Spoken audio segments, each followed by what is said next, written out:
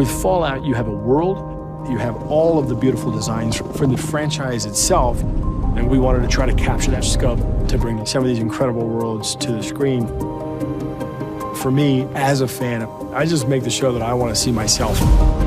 It was an experience that I had playing the game that I wanted to feel and see brought to life with film photography. When we talked to Jonah, it was very clear he had played the games and loved them and had a vision for what it could be on the screen and also what it would take to do it.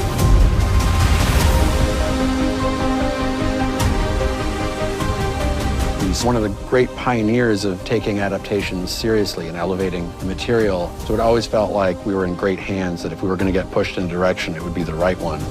The challenges of building the props, the challenges of finding the locations, finding the right cast, figuring out which of these things should be done in visual effects, which of these things should be done practically. That, for me, that's the best part of the job. You have to have this incredibly talented crew to pull it together. He is so creative, and just being around him is contagious. You know, he gets the whole team just like up and moving. He has a laser-focused vision of what he wants, but he lends to the idea of possibility. We were able to really visualize a lot of the stuff that he was talking about because he's so descriptive. So it's been a great collaboration.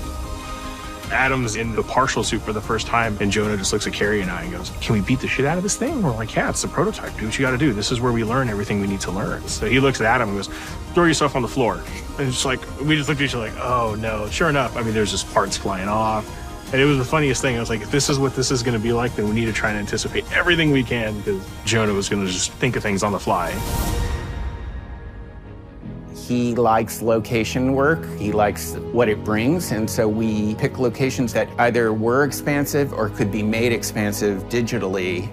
The thing I love about working with Jonah is how he just sees the world, and he's got a very specific take on it that has this beautiful combination of scope and epicness with technology.